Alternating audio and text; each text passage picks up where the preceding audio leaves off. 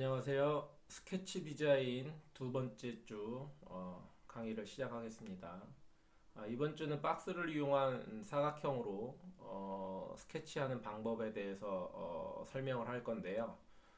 그러기 전에 먼저 디자인 스케치에 대한 개념, 그다음에 방식, 종류에 대한 이론을 잠깐 짚고 넘어가는 시간을 갖겠습니다.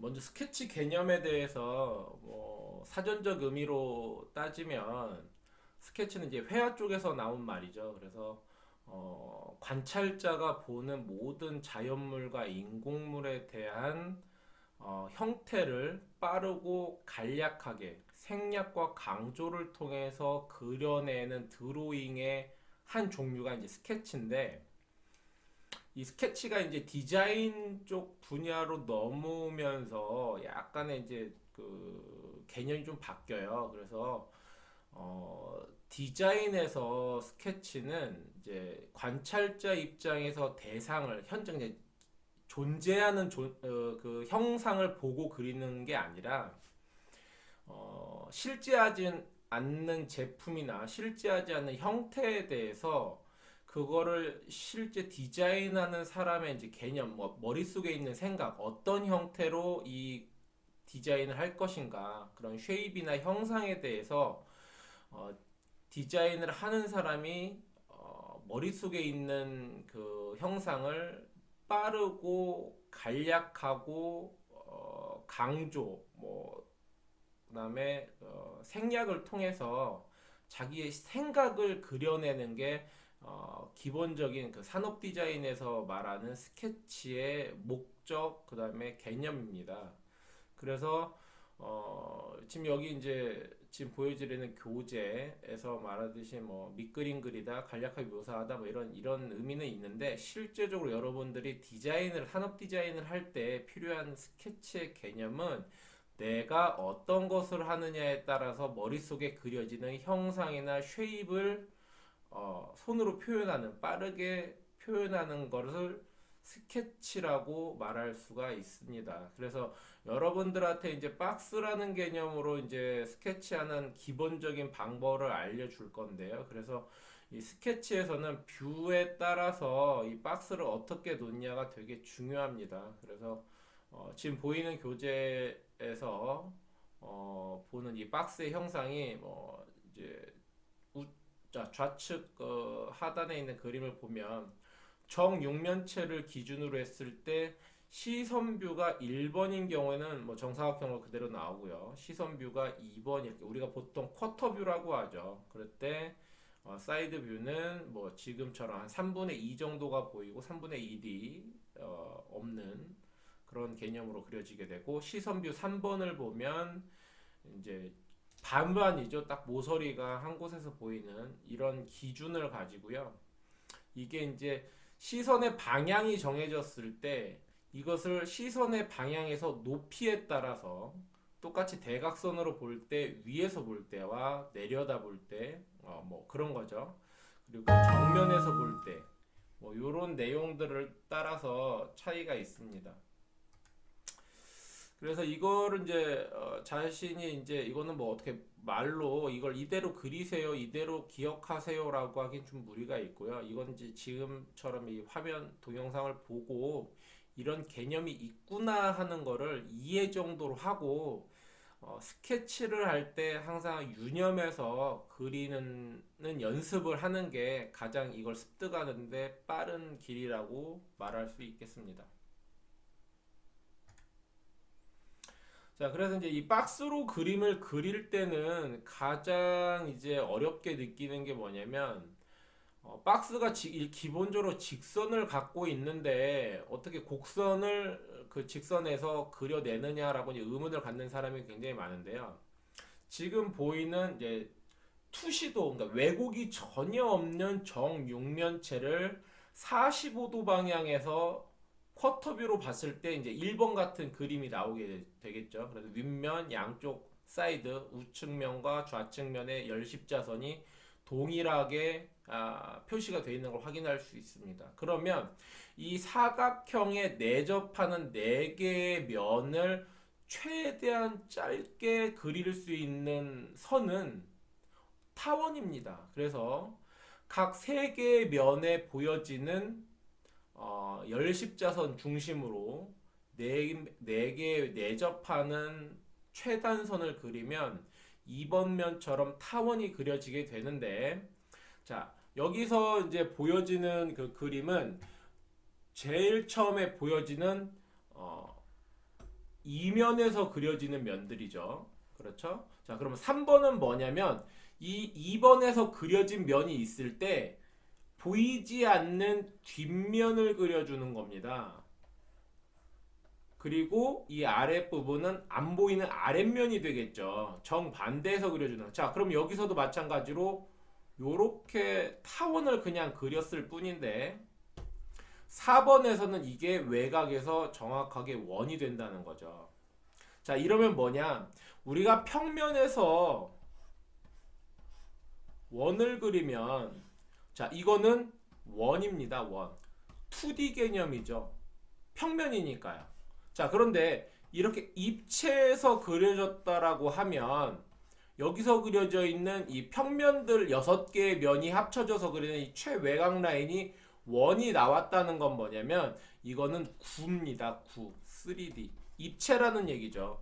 그러면 우리가 박스로 기본 형태나 비례를 그려놓고 그 안에서 어떤 형태를 그려낸다라고 했을 때 직선에서 완벽한 원을 그려냈기 때문에 박스로 그리더라도 어떠한 자유곡선도 다 표현할 수 있다는 논증이 되는 거죠. 왜?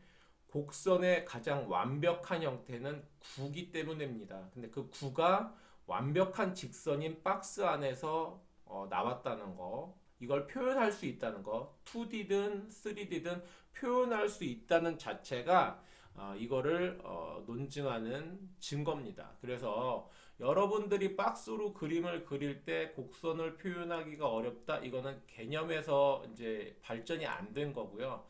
분명히 그릴 수 있고 더 정확하게 곡선을 표현할 수 있는 방법이 이 박스를 기준으로 그리는 거라고 꼭 생각을 하시고 처음에 조금 어렵더라도 박스를 그리는데 너무 인색하지 않았으면 좋겠습니다.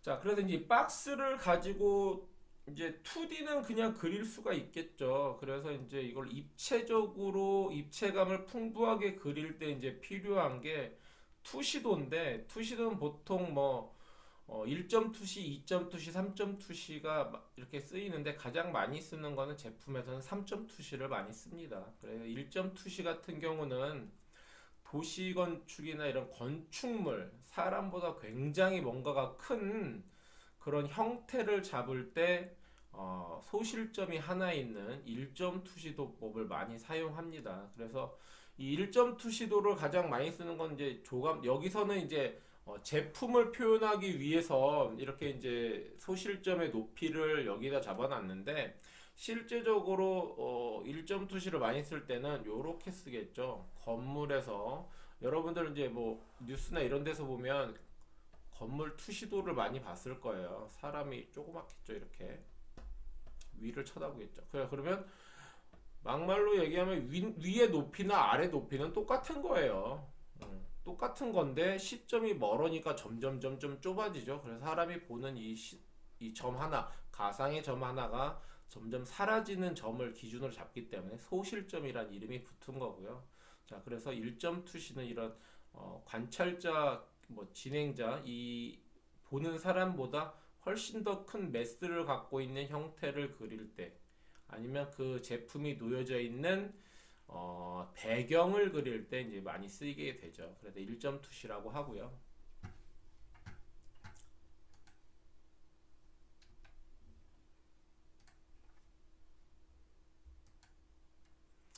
자, 2점 투시도 뭐 제품에 간혹 쓰이긴 하고요. 뭐 이것도 마찬가지로 건축 쪽이나 뭐 이런 큰 매스, 덩어리 큰 기계 덩어리를 볼 때 많이 쓰입니다. 그래서 얘도 마찬가지로 이게 건물이라고 생각하면 사람이 한 이만하겠죠.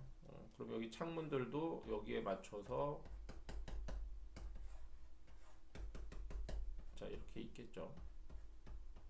자, 이렇게. 자, 이런 거고요. 자, 이런 경우면 옥상이 되겠죠, 여기가. 자, 그러면 이 건물보다 좀 더 높은 곳에 있는 내가 아래로 바라보는 게 되겠죠. 이거는 이제 그라운드 라인이 여기 있으니까 자, 이렇게 위에 보는 거고요. 자, 이렇게 이제 이해를 하시면 편할 거고요.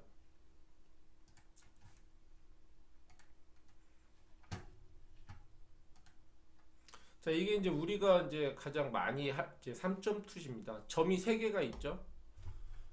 그래서 3점 투시입니다. 소실점이 3개가 있다는 얘기고요. 자, 이렇게 되면 이제 요거는 뭐 벽이나 뭐 이런 데 매달려 있는 뭐 제품을 할 때 요거는 뭐 내려다 볼 때 뭐 많이 쓰이겠죠. 이렇게 시선이 가는 거니까요. 가장 중요한 거는 형태를 원하는 가장 외곽 라인들이 언젠가는 다 이 소실점에 걸리게 된다라는 거, 요게 중요한 겁니다. 그래서 같은 큐브를 그리더라도 자, 언젠가는 얘네 세 선은 다 만나겠죠. 한 점에서 얘도 마찬가지로 언젠가는 세 선이 다 만날 거고, 자, 언젠가는 세 선이 다 만나겠죠. 얘네들도. 그래서 이 세 선이 교차되는 요게 입체를 만들어낸다. 그래서 여러분들이 그릴 때는 이 3점 투시에서 가로 세로의 비율, 높이까지 이 세 개의 비율을 잘 보고 그리는 게 가장 기준이 된다고 생각하시면 됩니다. 그리고 제일 먼저 연습을 많이 해야죠. 이 비례를 빨리 캐치하는 방법을 연습을 해야 됩니다.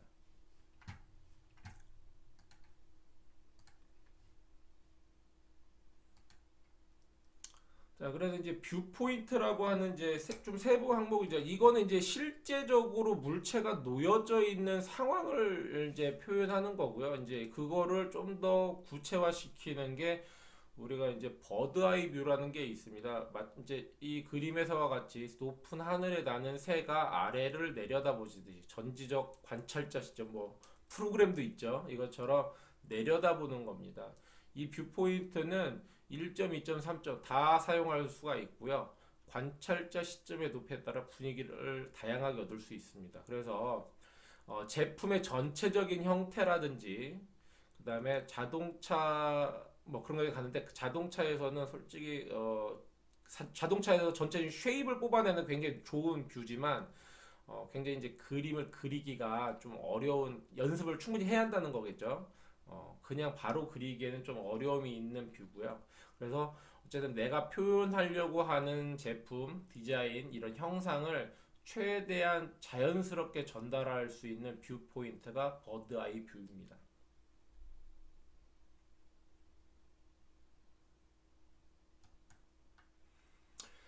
그런 다음에 이제 이게 이제 뷰 포인트가 이제 휴먼 아이 뷰인데요. 말 그대로 사람의 높이에서 보는 겁니다. 그래서 예를 들어서 지금 이거는 이제 성인의 뷰인데 성인 이제 키에서 보는 뷰인데 이 제품을 뭐 이런 어린애 아이가 보는 뷰로 본다. 이렇게 이거하고 이 차이는 어마어마한 차이가 나옵니다. 이 뷰 같은 제품이라도 이걸 예로 들면 지금 여러분들 이제 대학교 이제 2학년 정도가 됐으니까 지금 21, 22 나이에 초등학교 10살 미만인 뭐 3학년 때나 4학년 때 느꼈던 그 초등학교의 운동장 개념, 그러니까 공간감이겠죠.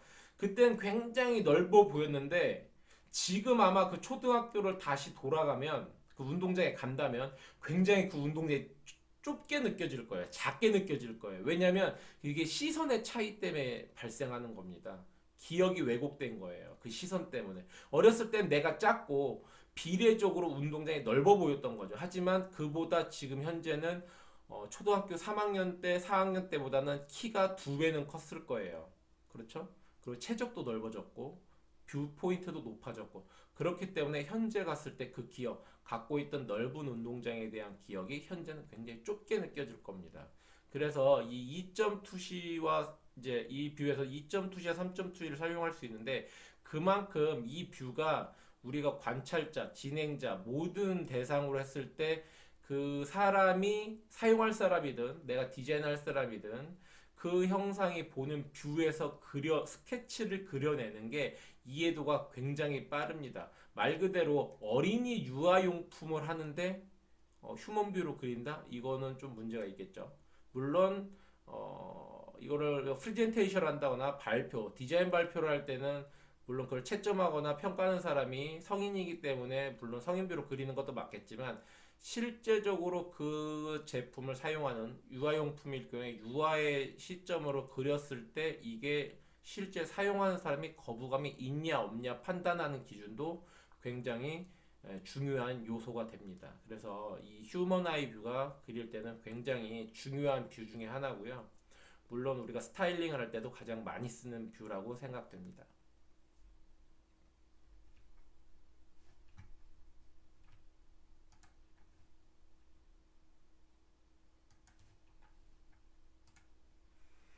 자, 마지막으로 나오는 이 뷰가 도그 아이 뷰라고 하는데요.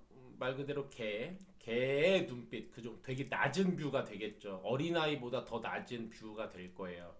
이 도그 아이 뷰를 하는 이유는 물론 여기서 1점, 2점, 3점 다 쓸 수가 있고요. 하지만 아주 작은 물체를 디자인을 하거나 아니면 큰 물체 중에 일정 부분들을 부각시켜서 강조해서 그릴 때는 이 도그 아이 뷰가 굉장히 생동감이 넘치고 액티브한 화면 전개를 만들 수 있는 좋은 뷰입니다. 그래서 너무 근데 과하게 쓰면 과장이나 그 생략이 너무 심하게 되기 때문에 왜곡이 될 수 있는 단점은 있지만 어쨌든 자기가 표현하고자 하는 그 디자인의 디테일을 최대한 간결하게 표현할 수 있는 뷰인 거는 확실합니다. 그래서 스타일링 스케치를 할 때 일정 부분을 이제 줌하듯이 그리는 요소로 이 뷰를 많이 사용할 수 있습니다.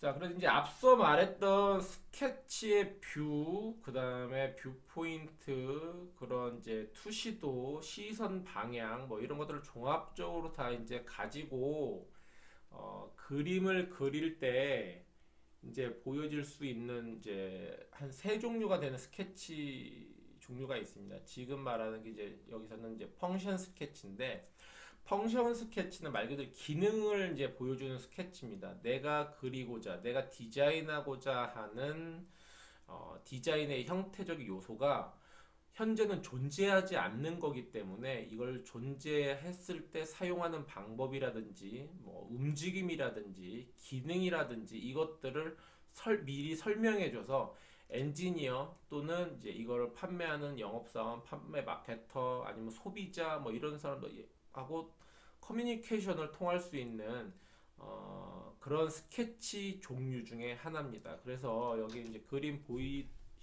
보다시피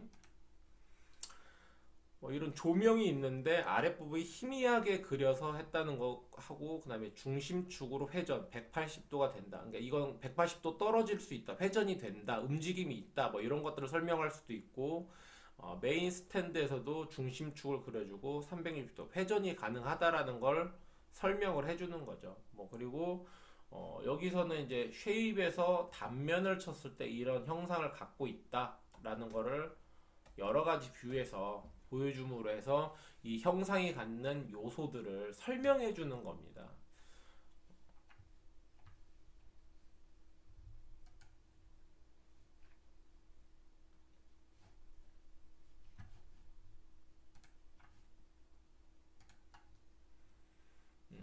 그 다음에 이제 썸네일 스케치인데요. 이 썸네일 스케치는 내가 이제 스타일링도 잡혔고, 이제 컨셉도 잡혔고, 이 컨셉에 맞는 형상을 추적하는, 유추해가는 과정인데요. 굉장히 자기 엄지손톱만하게 되게 작은 형태에서 자연스럽게 빠르게 그려지는 스케치입니다. 그래서 형상을 빨리 체크해서 빨리 넘어가는 뭐 형상을 이제 보통 리서치 한다고 하는데 이거를 통해서 여러 형상을 다채로운 방향으로 그린다든지 아니면 하나의 생각되는 형상을 다양한 각도로 여러 장으로 그려서 한 장 내에 무수히 많은 작은 그림을 그려내는 게 목적이고요. 그래서 이렇게 유추를 통해서 그 중에서 가장 좋은 라인이라든지 쉐입이라든지 이런 걸 뽑아낼 때 요소를 추출해낼 때 빨리 그려보는 스케치 방법 중에 하나입니다. 이거를 컨셉으로 따지면 컨셉을 얻기 위해서 뭐 브레인스토밍이라든지 그다음에 아이디에이션을 이제 계속 주거니 받거니 이렇게 발표를 하거나 토론을 한다든지 하는 스케치로 따지면 그런 부분에 해당되는 곳입니다. 그래서 빠르게 리서치해서 진짜 우리가 가야 할 방향을 정하거나 우선순위를 정하거나 하는 그런 과정을 거칠 때 쓰이는 스케치 방법 중에 하나고요. 그래서 컨셉이 잡히면 제일 먼저 진행을 하게 되는 스케치의 종류 중에 하나입니다.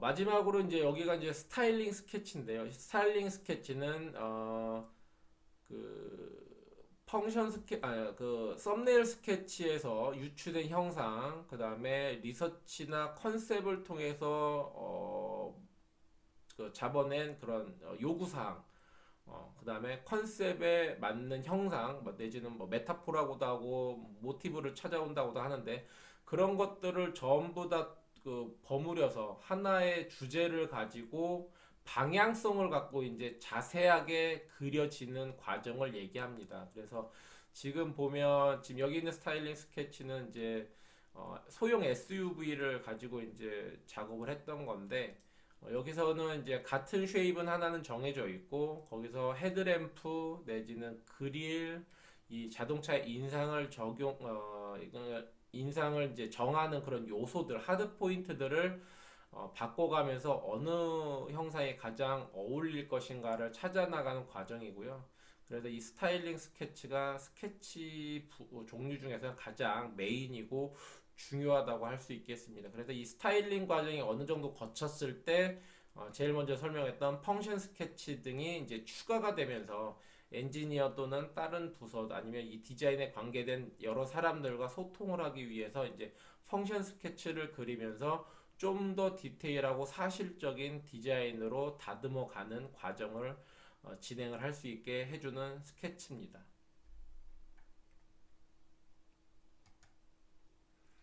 그래서 이제 스케치가 완료가 되면 이제 최종적으로 어쨌든 이 디자인이라는 거는 현재 나와 있지 않은 그 제품을 하는 거기 때문에 실제감이 없는 거나 마찬가지예요. 그래서 이거를 실제적으로 컨펌을 해주는 이제 상위자에 의해서 컨펌이 되는데 그분들은 솔직히 디자인이나 이런 조형 감각 전혀 없어요. 실제 물건이 어떻게 나올지가 궁금한 거거든요. 그래서 이런 스케치 단계를 통해서 만드는 최종안을 실물과 유사하게 면과 디테일을 표현해서 이거를 디자인을 결정하는 결정권자가 가장 정확한 결정을 내릴 수 있도록 도움을 주기 위해서 최종 디자인 컨펌 단계에서 진행하는 형태 드로잉을 말합니다. 그래서 이거를 이제 굳이 말하자면 보통 렌더링이라고 하는데요. 스타일링 렌더링이라고도 하고요. 스케치 렌더링이라고 할 수 있고 하여튼 스케치의 가장 최종적인 목적지라고 해야 하나요? 그런 단계를 말할 수 있습니다. 자, 그러면 이제 지금까지 이제 이런 뭐 스케치의 개념이라든지 스케치의 종류, 어떻게 그려야 하는 뷰는 어떻고 뭐 이런 거 여러 가지가 있는데 이걸 이제 실제적으로 여러분들이 그림을 그린다고 하면 스케치를 한다고 하면 가장 이제 중요하게 생각하고 주의를 해야 할 점이 뭐냐면 이 스케치를 할 때 가장 많이 쓰는 게 이제 볼펜이고요. 그다음 플러스펜, 그다음에 색연필입니다. 그래서 이 세 종류가 다 각기 특성은 있지만 쓰는 방법은 동일해요. 1단계 여기서 1단계에서 4단계까지 그려져 있는데 얼마만큼 이 펜의 강약 조절을 할 수 있느냐, 얼마만큼 희미하게 그릴 수 있고 얼마만큼 진하고 두껍게 쓸 수 있느냐가 이 스케치 테크니션을 익히는 가장 중요한 첫 단추고요. 그래서 막상 이거를 뭐 힘을 빼고 그리면 되겠지라고 생각을 하지만 볼펜, 플러스펜, 색연필 특성이 완전히 틀립니다. 그래서 볼펜 같은 경우는 가장 노멀한데 이건 힘을 빼도 좋고 강하게 눌러도 좋고 다 좋아요. 표현하는 데 굉장히 좋은 펜입니다. 하지만 단점은 굵기 변화가 거의 없다는 게 단점이에요. 그래서 이 굵기 변화에 의해서 어떻게든 그 스케치를 높이려면 같은 선에 같은 위치를 같은 그 힘의 그 강도로 선을 붙여 그리는 연습을 잘해야 돼요. 그래서 첫 번째 그린 라인에 두 번째 라인을 똑같이 붙여서 그리면 굵기는 두 배가 되겠죠.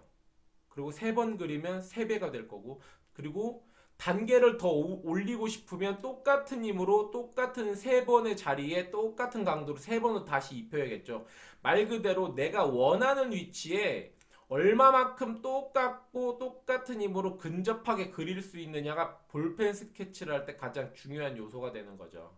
그게 가장 좋은 기술이고요. 볼펜 스케치를 할 때 가장 필요로 하는 기술이고, 단지 그 외에는 굉장히 누구나 다루더라도 강약 조절도 쉽고, 그다음에 색도 어느 정도 표현도 가능하고 한 좋은 그 재료 중에 하나인 건 분명합니다. 대신에 굵기 조절이 좀 어렵다는 거. 그러기 위해서는 똑같은 힘, 똑같은 스피드, 똑같은 위치에 여러 번 그릴 수 있는 능력이 필요하고, 그걸 하려면 많이 선 연습을 해봐야겠죠. 자, 두 번째 플러스 펜이라고 하죠. 우리도 잉크펜이라고 하는 것도, 자, 잉크펜은 어느 걸 떠나도 색깔의 강도 면에서는 어느 스케치 툴도 따라올 만큼 진하고 정확하게 그릴 수 있는 툴 중에 하나입니다. 단점 두 개가 있습니다.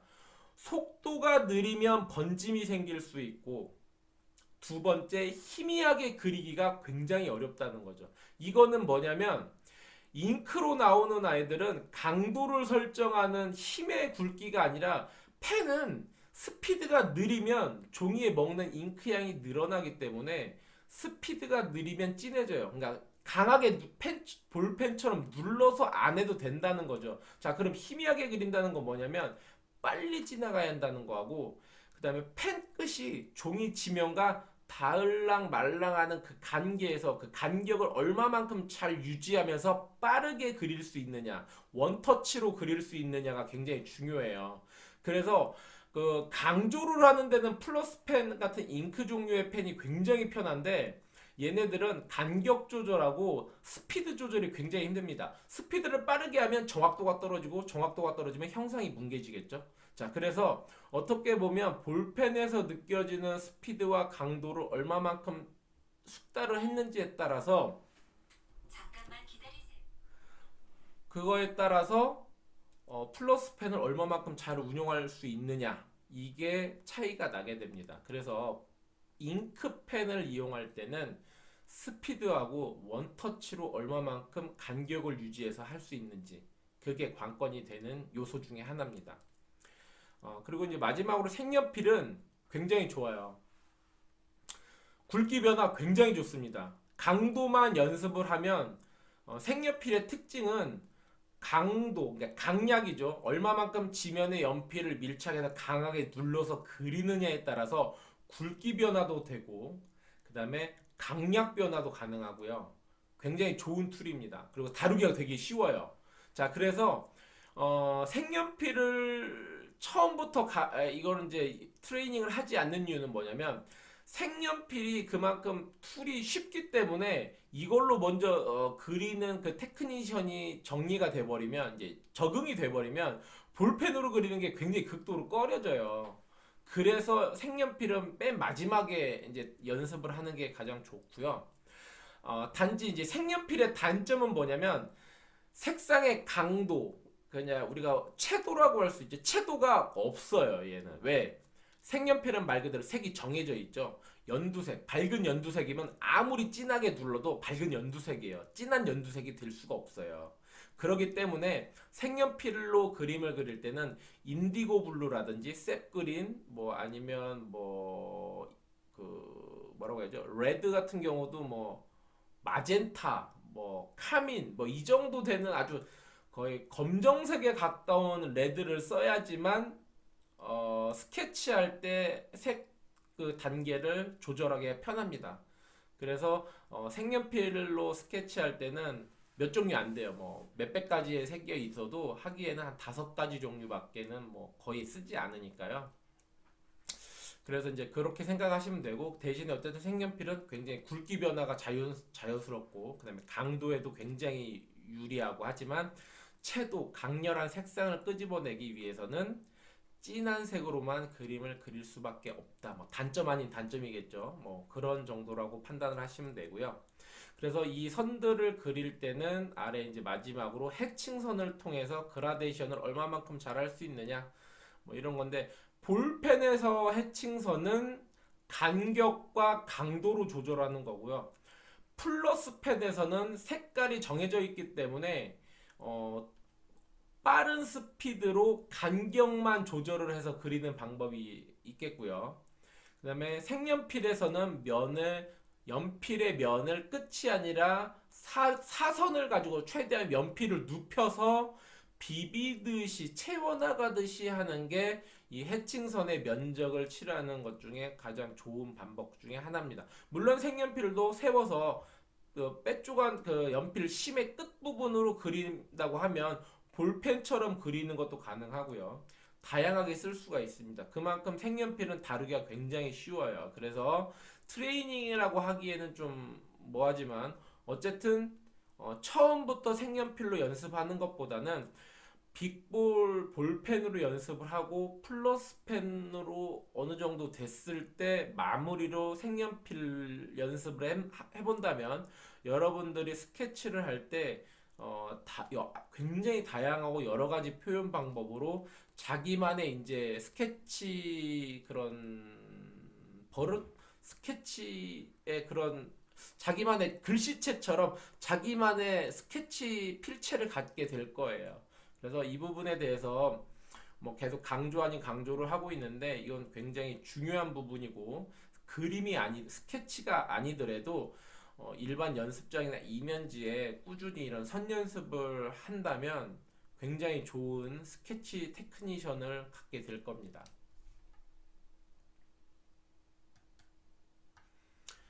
마지막으로 이제 지금은 이제 그 파스텔이나 이제 마카는 거의 안 쓰는데 그죠 마카는 쓰긴 하죠. 근데 이제 파스텔은 거의 쓰진 않아서 이 부분에서는 이제 마카 쓰는 방법을 이제 쓰는 거고요. 이 마카도 이제 뭐 실제 이제 오프라인 강의를 하면 마카에 대해서도 열심히 이제 얘기를 해줄 건데 이 마카는 흔히 여러분들이 쓰는 코픽 마카 일본 건데 이제 코픽 마카가 있고 그다음에 가장 똑같은 게 우리나라 시난 마카가 있어요. 알파 마카도 있고 이 코픽 알파 시난 여기서 나오는 마카는 다 알콜 계열의 마카입니다. 휘발성이 굉장히 빨라요. 그래서 이 마카로 연습을 하는 게 이 마카 테크니션을 느끼는 게 굉장히 좋아요. 그래서 왜냐면 휘발성이 굉장히 강하기 때문에 마카로 한번 칠하고 그 위에 다시 덧칠하면 얼룩이 생깁니다. 지금 이제 보여지는 그라데이션을 놓을 때 보여지는 것처럼 자 이쪽 같은 경우는 경계선이 겹치면서 더 진하게 나타나요. 윗변과 아랫변. 자 얘는 검정색의 아래가 검정색이라고 치면 그 위는 9번, 그 다음에 8번, 그 다음 7번. 그래서 위로 보면 1, 2, 3, 4, 5 이렇게 나오는 건데 얘네들이 겹치면 더 진한 색이 나오게 됩니다. 층이 생겨요. 알코올 계열이기 때문에. 그래서 이 어두운 색으로 그라데이션 할 때는 어두운 색을 먼저 칠하고 그 다음에 그게 날아가기 전에 그 다음 단계 컬러를 칠하고 날아가기 전에 굉장히 빠른 속도로 마카를 번갈아 가면서 그라데이션을 해줘야지 자연스럽게 나옵니다. 지금처럼 과도하게 이제 휘발성이 다 된 상태에서 과도하게 밀면 이렇게 종이가 일어나는 현상이 보여요. 그래서 이 코픽 마카, 알콜 계열 마카가 굉장히 테크니션을 연습하는데 굉장히 좋습니다. 그래서 지금 아래처럼 엣지라든지 라운드 표현을 해주면 되고요. 이 외에도 마카는 일반 그 알코올 계열 있고 벤젠 계열 마카가 있고요. 그다음에 유선 계열 마카가 있습니다. 근데 현재 벤젠 계열 마카는 AD 마카라는 게 있는데 지금은 단종된 걸로 알고 있어요. 그 벤젠이 몸에 되게 안 좋은 발암 물질 뭐 이런 평가를 받아서 안 나오는 걸 알고 있고요.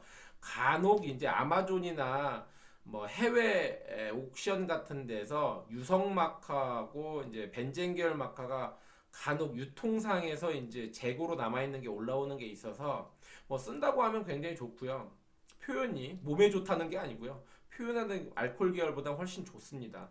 하지만 이제 몸에 좀 안 좋고 굉장히 석유 냄새가 굉장히 많이 나서 쓰기에는 좀 부담이 많이 갈 거예요. 그래서 어쨌든 지금 현재는 가장 구하기 쉽고 그다음에 테크니션도 익히는데 굉장히 좋은 이 코핑 마카 알코올 계열 신한 마카를 추천을 드립니다.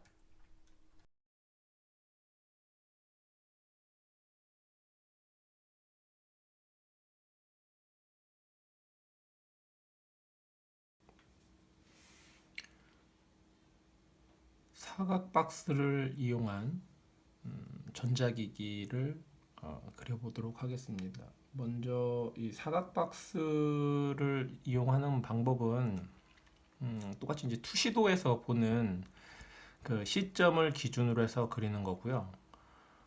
전자기기의 특성상 이제 뭐 대형 TV나 뭐 이런 것들도 뭐 있겠지만 이제 오늘 그리는 스케치는 스마트폰 위주로 진행을 할 겁니다. 그래서 스마트폰이라는 것이 사이즈가 작고 사람 손에서 이제 노는 그런 제품이다 보니까 보는 시점이나 뷰가 상당히 제한적이에요. 그래서 보통 투시는 3점 투시를 이용을 하고요. 대신에 시점은 높은 곳에서 아래를 보는 시점으로 그림을 그릴 겁니다. 그래서 보통 우리가 이제 핸드폰을 사용할 때처럼 손에 들고 볼 때 스마트폰보다 눈의 위치가 높게 있죠. 그래서 늘 이런 제품 스케치를 할 때에는 그 제품이 사용되는 상황에 맞는 시점을 잘 이용을 해서 그리는 것이 제3자한테 스케치를 보여줬을 때 그 이해되는 그 효과가 가장 좋습니다. 먼저 박스를 그리고요.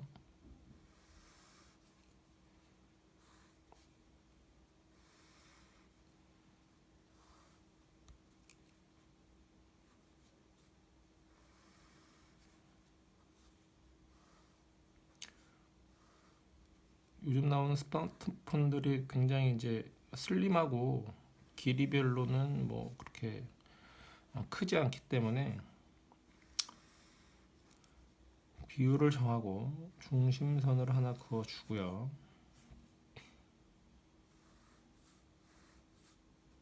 이 중심선을 그을 때는 자기만 알아볼 수 있게 뭐 희미하게 연하게 해주는 게 가장 좋습니다.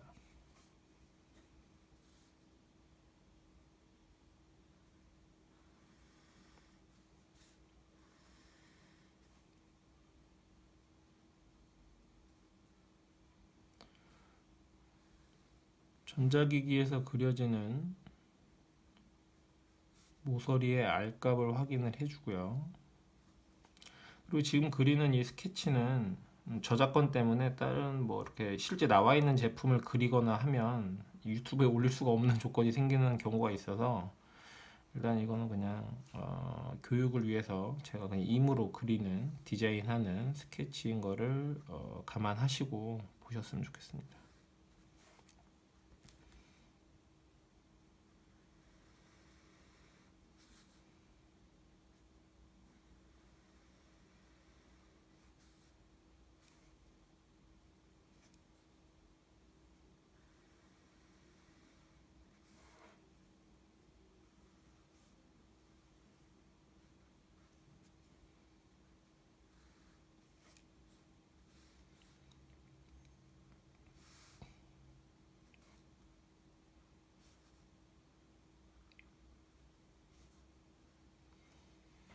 그리고 대략의 이제 외곽의 바운더리 형태가 나오게 되면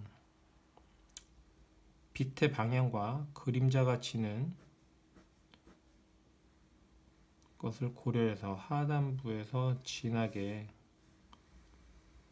선을 정리를 해주면서, 처음부터 뭐 완벽한 형태를 그린다기보다도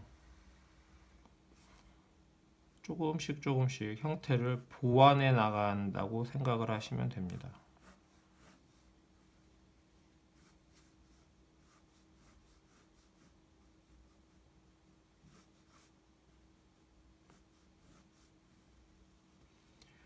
그래서 제품이든 뭐 자동차든 디자인할 때 스케치에서는 쉐입이 가장 중요해요. 내가 어떤 쉐입으로 그림을 그릴 건지, 스케치를 할 건지, 그 비례를 잘 통해서 그리는 게 가장 편하고, 그리고 진행하는 데 있어서 효율적입니다. 자, 이렇게 해서 밑에 있는 그라운드 부분에 이제 그림자 쉐입이 다 정해지면 빛은 이쪽에서 오는 걸로 그리는 게 이제 편하겠죠.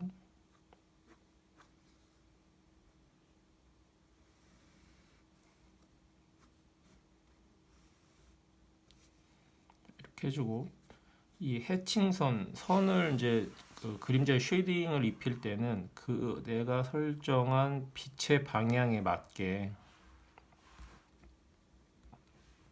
그 방향에 맞게 해칭선을, 자, 시작 부분은 진하고 촘촘하게,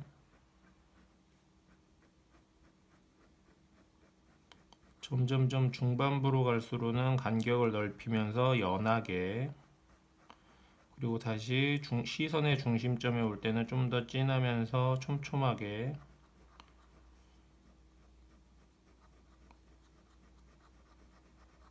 그리고 시선에서 멀어질 때는 또 연하면서 간격을 조금씩 더 벌려서, 그리고 마무리는 다시 진하게.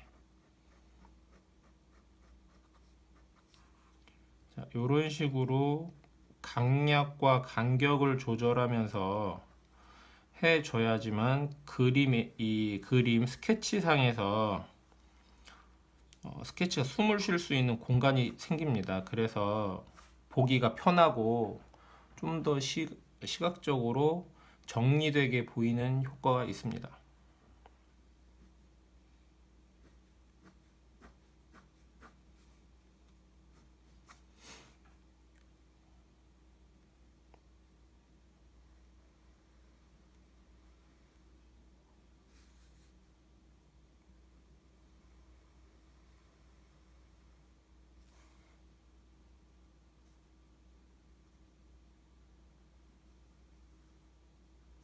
자, 되도록이면 이제 빛의 하단부는 진하게, 빛이 닿는 윗부분은 희미하고 밝게.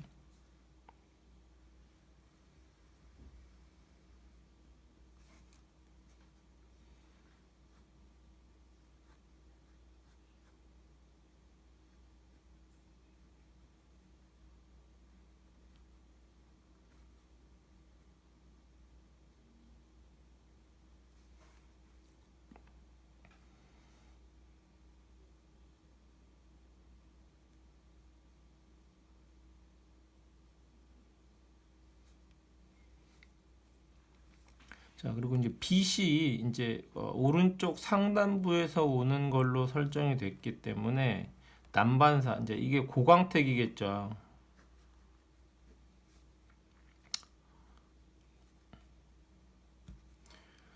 저광택일 때는 이걸 고려를 해서, 저광택일 때는 이제 난반사가 일어나는 부분과 이제 반사가 일어나는 부분이 있겠죠. 여러분들이 고광택에서 반사가 일어나는 부분들은 눈에 보여요. 근데 난반사가 일어나는 곳은 하얗거나 빛에 의해서 희미하게 보이죠. 그래서 이런 평면 물체를 할 때는 보통 그 저광택일 경우에는 3분의 1 정도 선에서 대각선으로, 그리고 이 물체가 갖고 있는 이 라운드의 당에 따라서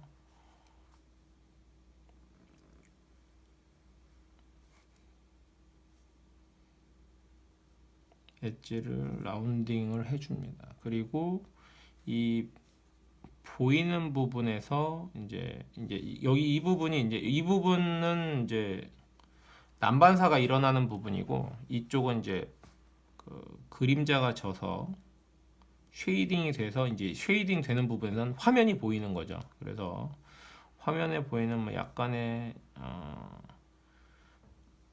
그런 그래픽 라인 요소들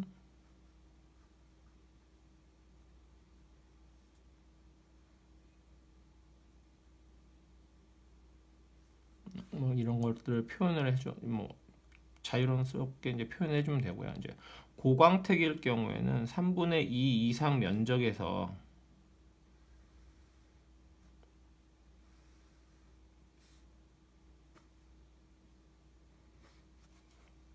그리고 라운드는 똑같이 따라간다는 선택에서 해주고 모서리에서는 뭐 그렇게 이어주는 것보다는 그냥 이렇게 가운데서 지나간다 하고 자연스럽게 선에 힘을 빼서 풀어주는 식으로 해주고 똑같이 아이콘들을 정렬을 해서 있는 듯 많은 듯 표현을 해주면 훨씬 더 이제 좋은 그림을 그릴 수가 있습니다.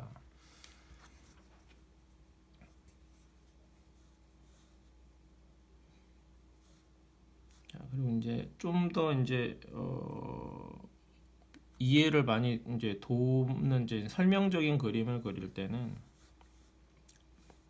여러 각도에서 보통 핸드폰을 손에 놓고 있거나 갖고 있거나 하지 않는다고 하면 예전에는 이렇게 뭐 도킹 시스템이라고 해서 뭐 이런 것들을 놓고 할 때도 있었고요. 그리고 지금은 이제 무선 충전이다 해가지고 스마트폰을 이제 바닥에 누워놓고 이제 이런 접시 같은 곳에다 올려놓죠. 자, 이런 부분들을 고려를 해서 이제 그리는 시점을 그 상황에 맞게 표현해주면 될 것 같습니다.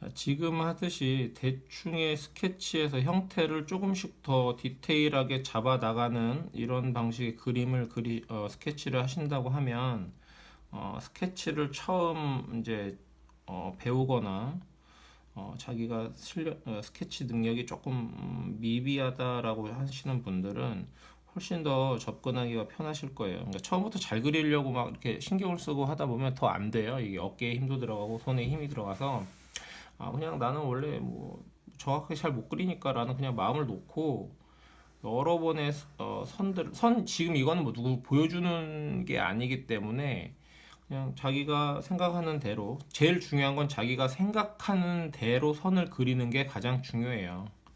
그래서 내가 그렸다가 안 되면 이 선이 아닌 것 같다라고 느껴지면 옆에다가 선을 다시 붙여서 또 다시 붙여서 내가 원하는 선이 나올 때까지 그려주면 되는 겁니다. 이거 누구 보여줄 게 아니잖아요. 지금 제가 하는 수업은 내가 그림을 얼마만큼 잘 그리나라고 뭐 하는 걸 뽐내는 게 아니라 내가 얼마만큼 그림을 잘 그릴 수 있을까, 스케치를 잘 할 수 있을까, 이거를 연습하는 과정이에요. 그래서 너무 그런 거에 이제 신경을 쓰지 마시고요.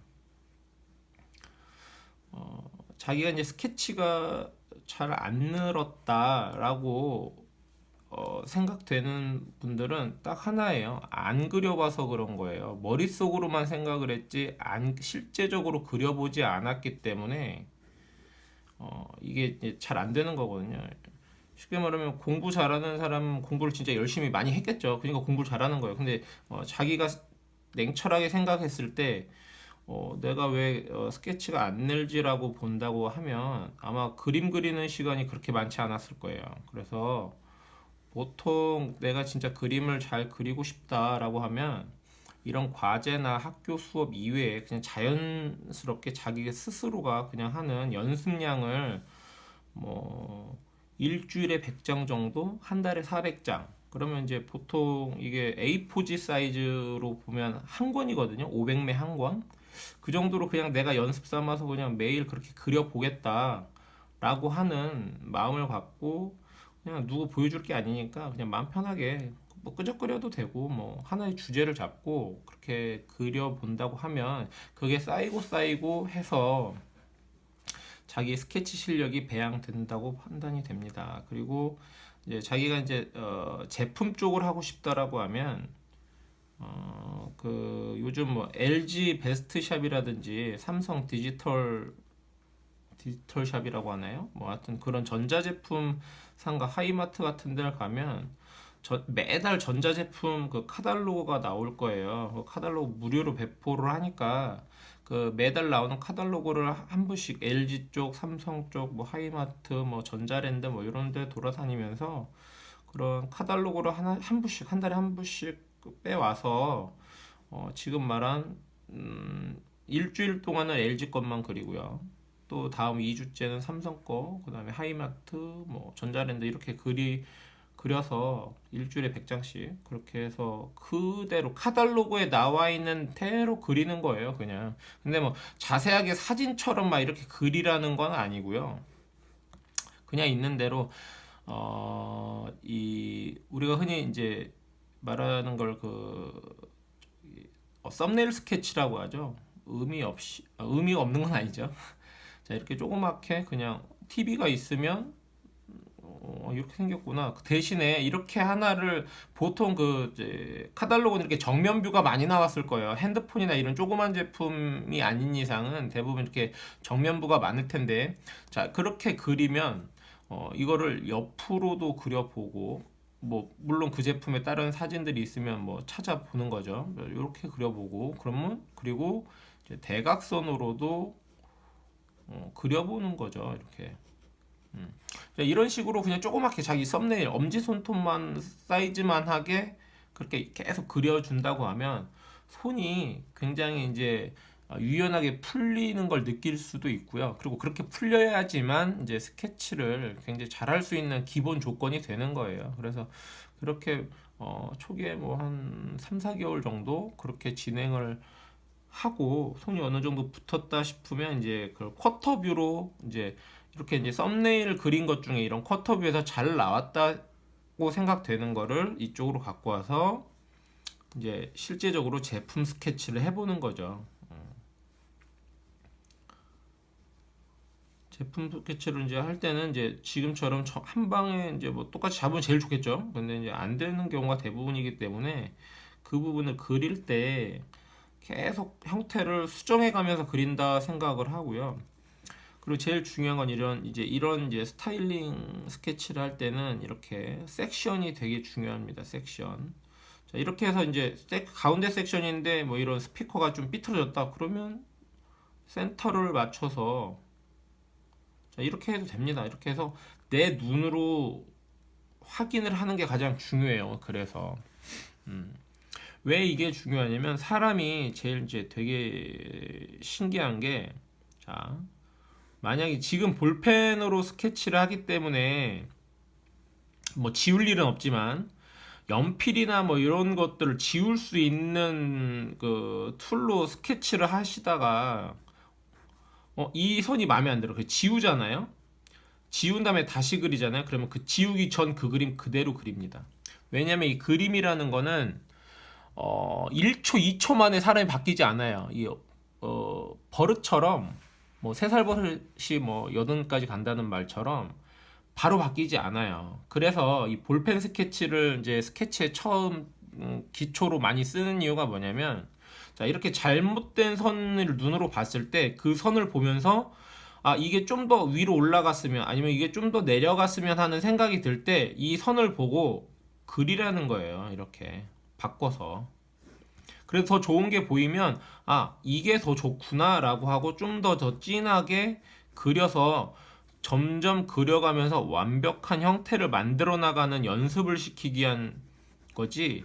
그 볼펜 스케치가 막 가장 좋다, 재료가 스케치할 때 제일 좋다 이런 건 아니에요.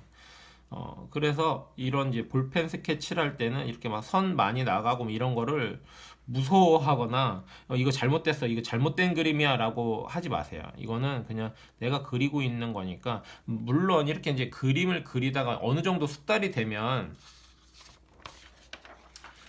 이제 이게 이제 누적된 걸 얘기를 하는 거예요. 이제 이렇게 그렸으니까 또 이렇게 그려야지라고 얘기를 하는 게 아니라 자연스럽게 선이 이제 나오게 되는 거죠.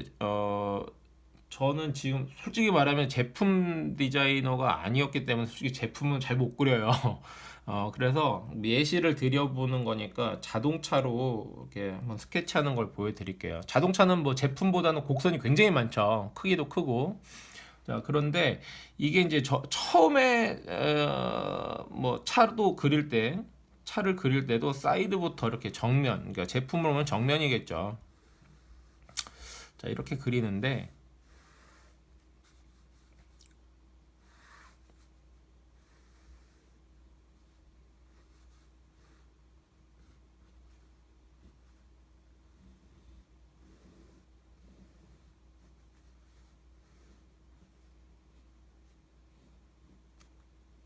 자, 이렇게 해서 거의 원터치로 그리게 되는데 이게 한 번에 된 게 아니에요. 처음에 그릴 때는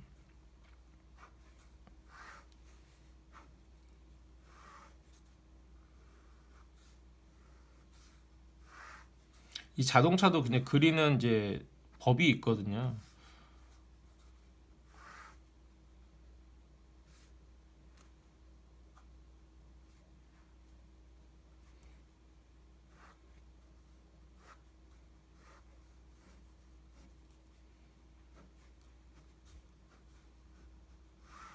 이런 박스에서 먼저 설정을 해서 그 비례라든지 뭐 이런 것들을 이제 보다 보니까 이게 손에 익어서 그냥 이제 제 눈에는 이런 박스가 이제 보이는 거죠. 그냥 이게 버릇처럼 보이는 거예요. 그래서 그걸 쫓아가면서 그냥 제 3자가 볼 때는 저거 그냥 그리는 거 아니야? 막 이렇게 되게 어떻게 그리 저거를? 하지만 제 눈에는 그냥 선 있기처럼 보이는 거거든요.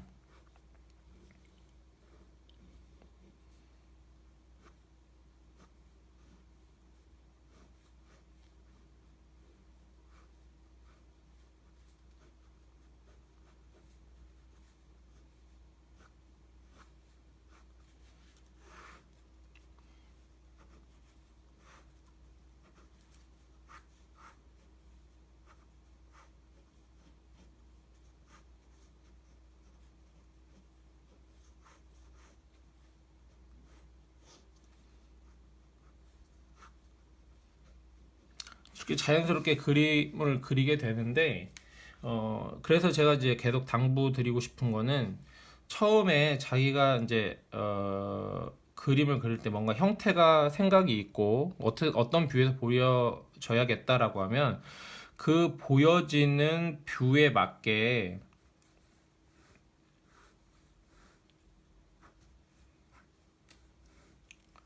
박스를 이거 물론 이제 투시가 맞아야겠죠. 이 박스도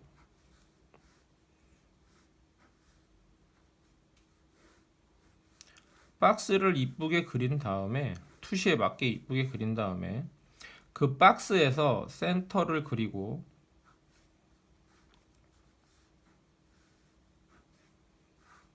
자, 이걸 기준으로 해서 내가 그리려고 하는 섹션을 먼저 완성하는 게 가장 좋습니다.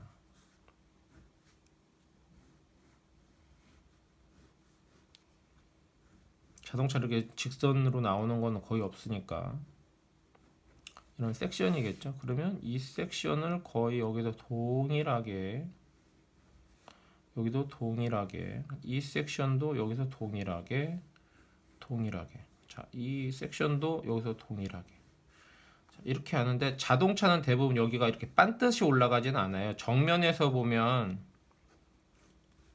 자, 이 사이드 글라스가 이렇게 기울어져 있죠. 그럼 여기서는 수직이 아니라 이쯤에 가 있겠죠. 그럼 이 선은 똑같은 이 섹션이지만 이 위치에선 이렇게 보이겠죠. 이렇게 여기서는 더 높게 보이겠고요. 자, 그럼 얘도 마찬가지로 뒤에서는 이렇게 붙겠죠. 이렇게. 그래서 이 라인이 여기 이렇게 연결이 되고 이렇게 연결이 될 겁니다. 여기는 이렇게 되겠지만 이제 루프가 이렇게 지나가겠죠. 자, 그리고 이 섹션이 여기에도 똑같이 오겠죠. 그리고 뭐 여기 이 섹션대로 똑같이. 자, 이렇게 하면 왠지 늘상 보던 차와 같은 그런 형상이 보이겠죠. 자, 이 바퀴 같은 경우도 첫 시간에 얘기했던 박스에서 타원을 그리는 거죠. 72도 타원. 그리고 여기 이제 눈을 좀 달아주고 똑같은 위치. 얘는 좀 돌아가니까 안 보이겠죠. 여기는 돌아가는 면이지만 정면에서 보고 있으니까 잘 보일 거고. 자, 그릴도 있을 거고.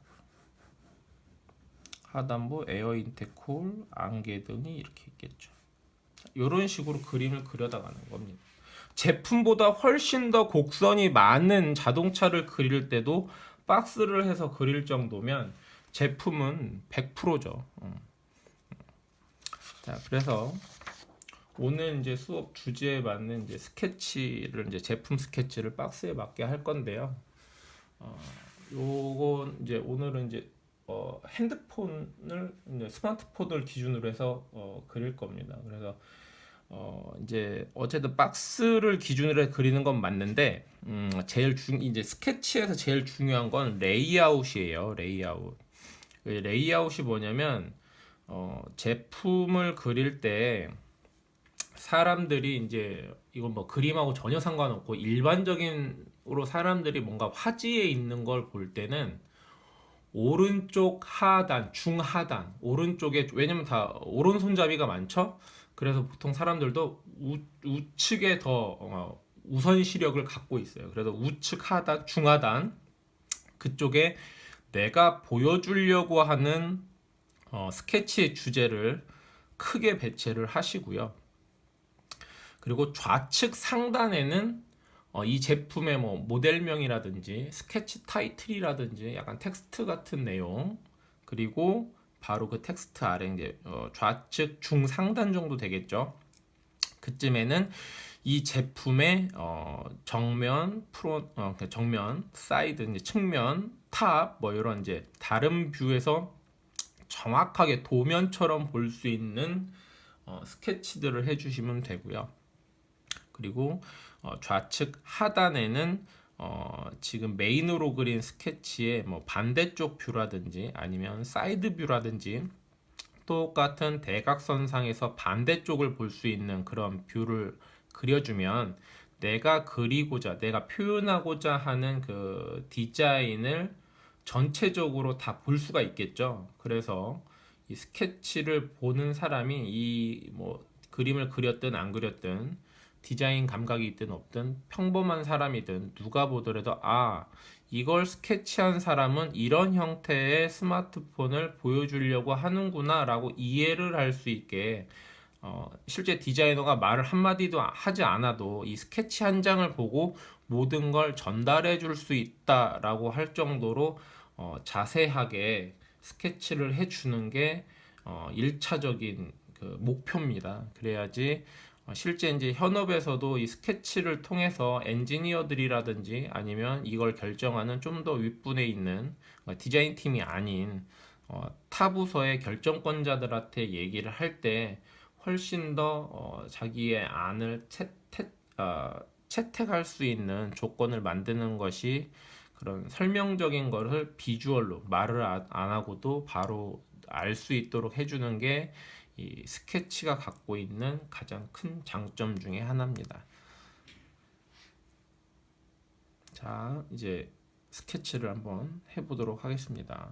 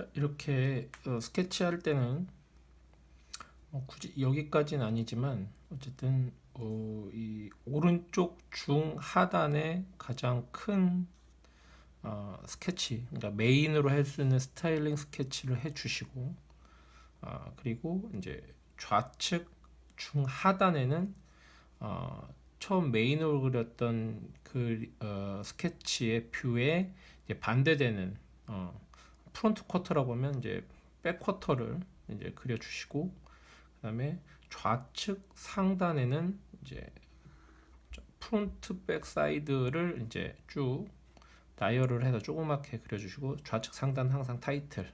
자, 이렇게 정리를 해주시면 가장 무난하게 어느 누가 봐도 이해가 하기가 쉬운 스케치 레이아웃이고요.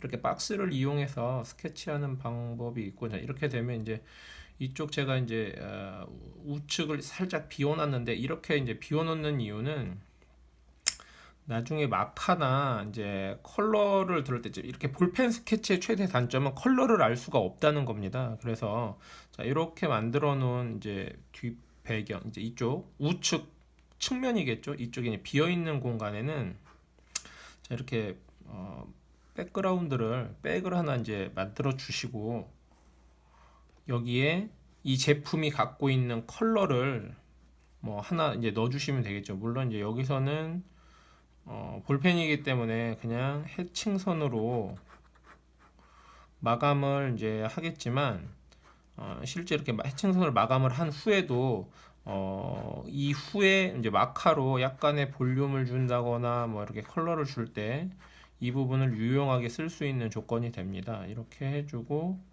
자, 밑에다가 자, 이렇게 하나 써주면, 자, 이 자체로도 이제 컬러까지도 확인할 수 있는 좋은 스케치의 한 예가 되겠습니다.